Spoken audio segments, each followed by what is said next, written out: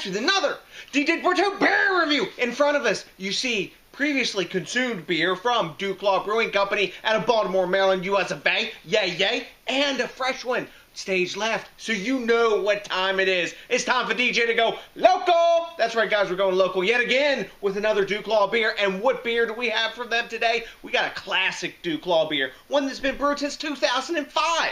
And I've been drinking it probably since then. Wow, I'm old. Anywho, what beer is it? It's their Celtic Fury. This is a dry Irish Stout. It's a rotating / seasonal serving. It clocks in at 5% ABV and 36 IBUs. 4 hops in this beer. They use Goldings. And that's it. Just Golding. Sorry.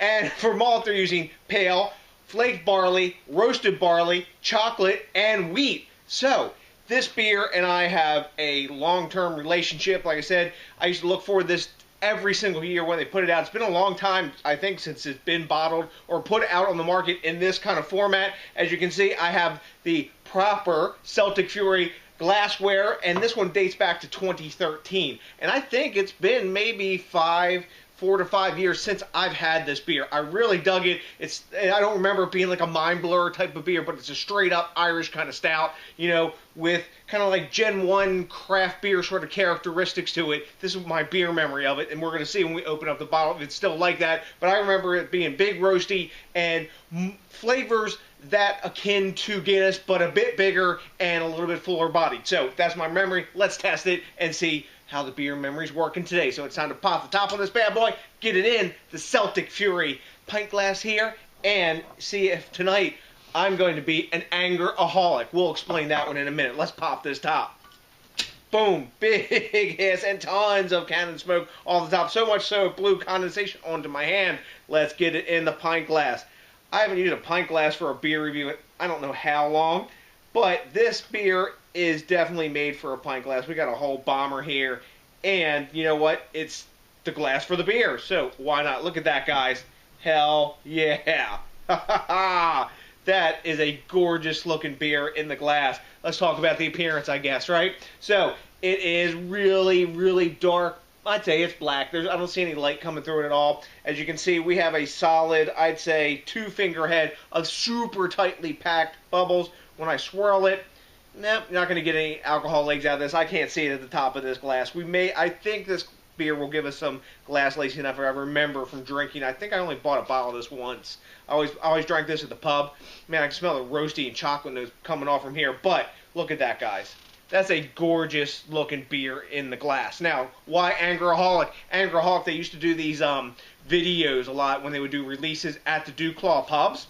And they would have this guy, he was like, I guess this, almost like he was a guy in a kilt and everything, and he would go like super angry and destroy like the bad guys and that kind of stuff. So he was like the Anger-aholic, kind of like the Hawk sort of, but of like Celtic Fury. Anywho, I guess that's where the Fury was coming from, the fact that he was an Anger-aholic. Anywho, you know what? I can smell this beer here, and from now, I've flapped my gums long enough strategically to let the head that I poured too big die down. So let's dive in for the aroma. Chocolate, like Tootsie Roll kind of chocolate, fudgy, earthy hops, big roast coming out of this. Coffee, dark roasted malt, caramel, burnt brown sugar. But a big, big, lovely, lovely roasted tone. Look at that, guys. That's a gorgeous beer in the glass. It's time to dive in. You know what? So long, Chihuahua.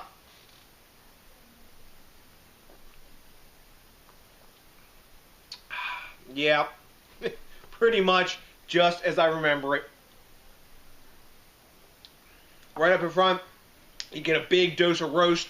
After that, chocolate, Tootsie Roll sort of tasting kind of chocolate, almost fudgy but not, but big coffee, tons of earthy hop. Alcohol is completely hidden, 5%, you don't even know it's there. But there's a lot of roast, a lot of coffee. As it sets into your palate, more of that roasted malt, more so than coffee is going in there. Kind of like that real dark end of the spectrum kind of malt thing. And after that, burnt brown sugar is on the palate, kind of like in the middle of the tongue. Super easy to crush this. And it's not a mind blower, like I said. It's just as I remember it. Just a really, really solid dry Irish stout that's big to the roast end of the spectrum. Some people actually, I think, even brew some, you know, kind of robust porters that are kind of like this beer too. But this is sort of like Guinness in a lot of ways, but a lot bigger on the roast spectrum and more flavor than Guinness. It doesn't have that tart aspect like you get from Guinness, which is a bit fodder aged and then pasteurized before they blend it back in. You know, they get a little Brett going on that, I think, that kind of thing, but that's another story for another time. Let me take one more taste, and we'll talk about grading this beer. Yum. It's, like I said, it's not a mind blower.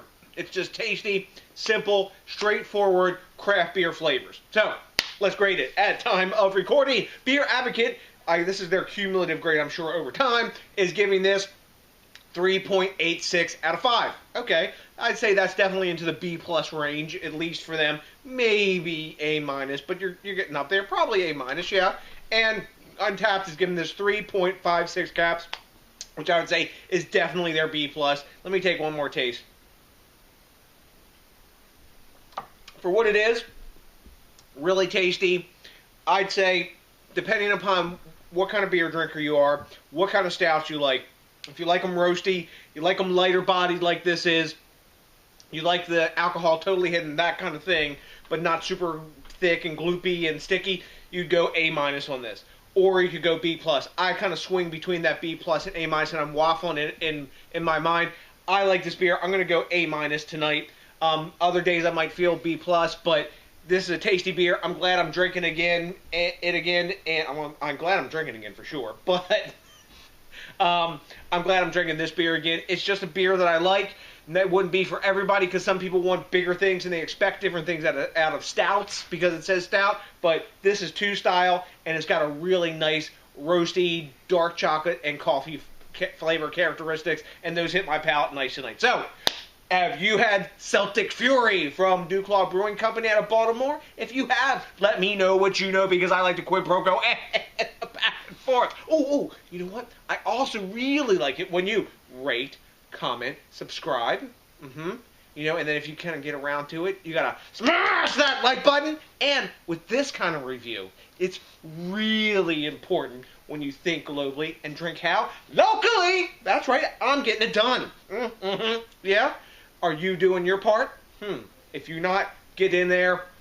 Drink from your local brewers. Support that craft beer movement. That gives people jobs and all kinds of crazy stuff. And it gives us beers that we can drink since 2005. Over a freaking decade. That's amazing. Anywho, so to the next DJs BrewTube, I got nothing but a hella bunch of DuClaw local Celtic Fury beer drinking love for you, and you know what's coming. That's right. A big peace out!